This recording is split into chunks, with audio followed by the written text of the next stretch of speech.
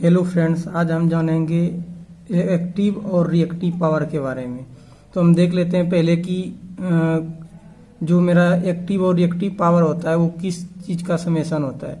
ये जो मेरा कॉम्बिनेशन ऑफ पावर मतलब एपरेंट पावर जो है एक्टिव और रिएक्टिव पावर का वेक्टर सम होता है, जिसे हम एस से डिनोट करते हैं, जैसे कि केवीए। एपरेंट पावर एस जो है एक्टिव प्लस रिएक्टिव से मिलकर बना हुआ है, और ये सिंगल फेज के लिए V I cos 5 active power हो गया और वी आई साइन 5 ये रिएक्टिव पावर हो गया, और 3 फेज के लिए √3 वी आई कॉस 5 हो गया एक्टिव पावर, और रिएक्टिव हो गया √3 वी आई साइन 5। अब इसमें हम देख लेते हैं एक्टिव पावर में एंगल जो है 0 डिग्री होता है वोल्टेज और करंट के बीच, और वही रिएक्टिव पावर का बात करें तो इसमें जो है एंगल जो लेगिंग हो सकता है, लीडिंग हो सकता है, डिपेंड करता है कि लोड का टाइप क्या इंडक्टिव है या कैपेसिटिव है। तो हम एक्टिव पावर को ट्रू पावर बोल सकते हैं, रियल पावर भी बोल सकते हैं, वाट फुल कंपोनेंट भी बोल सकते हैं, और वही हम इसको फ्लोटिंग कंपोनेंट ऑफ पावर बोलते हैं रिएक्टिव पावर को, क्योंकि ये सोर्स से लोड और लोड से सोर्स में फ्लो होता है और मैग्नेटिक फील्ड को बरकरार रखता है, मतलब मेंटेन रखता है। अब एक्टिव पावर का बात करें तो power loss in the form of I square R, जो कि मेरा फ्लो कर सोर्स से लोड की ओर जो करंट फ्लो करता है वही मेरा मेन पावर है। और ये जो रिएक्टिव पावर है ये डेवलप होता है ड्यू टू मैग्नेटिक फील्ड के कारण। वो जो इसमें कॉइल में जब पावर आता है तो ये क्या होता है कि मैग्नेटिक फील्ड करंट के कारण जो मैग्नेटिक फील्ड जनरेट होता है उसका ये अपोज करता है, जिसके कारण मेरा रिएक्टिव पावर डेवलप होता है और करंट भी लेग होने लगता है। और ये जो चेंजिंग ऑफ फ्लक्स है ये करंट के कारण होता है, तो हम बोलते हैं कि इसमें करंट के कारण जो है रिएक्टिव पावर डेवलप हुआ, और ये फ्लो होता है सोर्स से लोड और लोड से सोर्स वाइस वर्सा।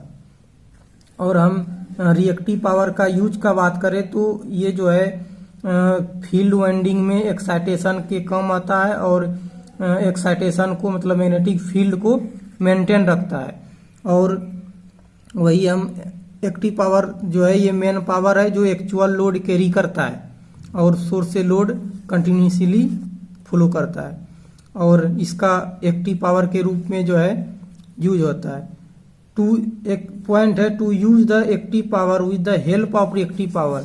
ये जो एक्टिव पावर है एक्टिव पावर को हम तभी यूज कर पा रहे हैं जब मेरा रिएक्टिव पावर के कारण मैग्नेटिक फील्ड जनरेट हो रहा है, तभी हम एक्टिव पावर को यूज कर पा रहे हैं। तो to use the active power with the help of reactive power.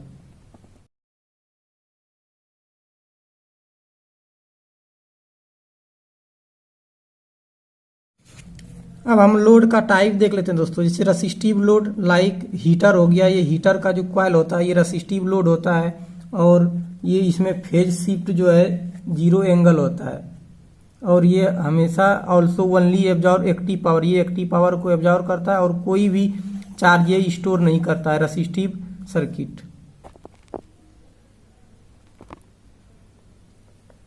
कोई चार्ज स्टोर नहीं करता है। तो यहाँ पे देखते हैं कि हम √3 वी आई इस पे हम पावर दिए, तो ये जो हीटर है ये रेसिस्टेंस के कारण किलोवाट मेरा कंज्यूम करेगा। और यहाँ पे देख रहे हैं कि 0 क्रॉसिंग से वोल्टेज और एम्पियर दोनों का ग्राफ चालू हो रहा है, तो यहाँ पे फेज शिफ्ट जो है 0 है, तो यहाँ से ग्राफ से पता चलता है।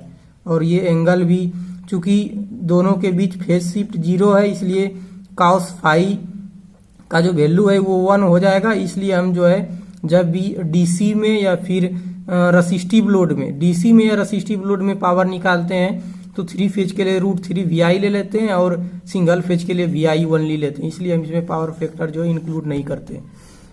और इंडक्टिव लोड का बात करें तो जैसे कि जनरेटर हो गया, रिएक्टर हो गया, या फिर कोई कॉइल हुआ, जिस कॉइल है वो सब रिएक्टिव लोड है। अब ये inductor is a storing device which is flow source to load and load से सोर्स और मेंटेन द मैग्नेटिक फील्ड। ये जो इंडक्टिव लोड है इसमें जो इंडक्टर होता है ये जो है जो मैग्नेटिक फील्ड स्टोर करता है, इसलिए वो जो है लोड से सोर्स और सोर्स से लोड फ्लो करता है और मैग्नेटिक फील्ड को क्या करता है, मेंटेन करता है।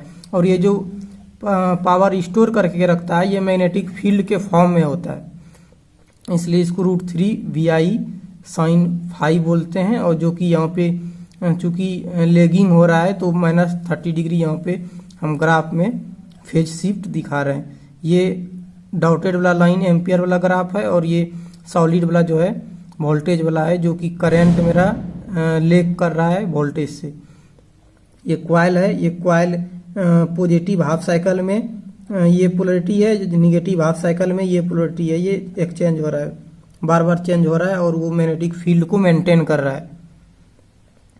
और देख लेते हैं ये जैसे कि यहाँ एक पॉइंट है, ये लेगिंग रिएक्टिव पावर के बारे में।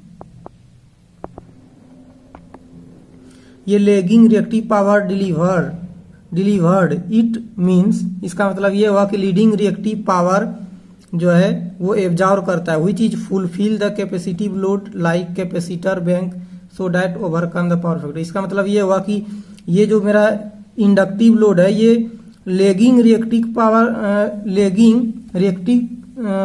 पावर को क्या करता है, वो सोर्स में डिलीवर करता है, इसलिए पावर फैक्टर क्या हो जाता है, पावर फैक्टर पुअर हो जाता है।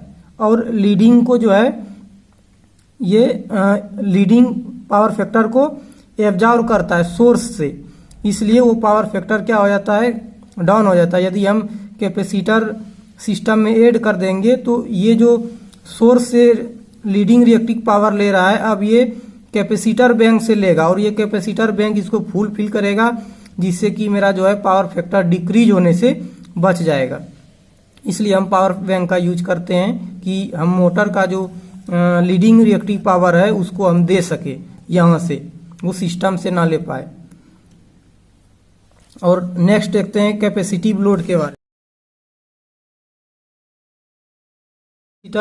कैपेसिटिव लोड जैसे कि कैपेसिटर बैंक हो गया, इसमें हम √3 VI sin φ इसमें लीडिंग रहेगा। और ये कैपेसिटर प्लेट है जो कि पॉजिटिव हाफ साइकिल में जो इसका एक साइड प्लस एक साइड माइनस चार्ज रहेगा, फिर वो चेंज करेगा निगेटिव हाफ साइकिल में प्लस और माइनस को। ये capacitive load storage power in the form of electric field, ये चूंकि वोल्टेज का अपोज करता है, चेंजिंग ऑफ वोल्टेज का अपोज करता है, इसलिए इसमें जो है इलेक्ट्रिक फील्ड चार्ज के फॉर्म में स्टोरेज करता है। अब ये जो एलिमेंट है कैपेसिटिव लोड जो है lagging the voltage to the current to same angle to the same angle, मतलब इसमें जो है वोल्टेज जो है लेग कर जाता है करंट से कुछ एंगल से, क्योंकि ये चेंजिंग ऑफ वोल्टेज के कारण। और दूसरा पॉइंट है capacitive load absorb the lagging reactive power, ये जो कैपेसिटिव लोड है लेगिंग रिएक्टिव पावर को एब्जॉर्ब कर रहा है जो कि मोटर से मिलता है। तो मोटर जो डिलीवर कर रहा है वो कैपेसिटिव लोड क्या कर रहा है, एब्जॉर्ब कर रहा है, इसलिए जो है सिस्टम में पावर फैक्टर मेंटेन हो जाता है।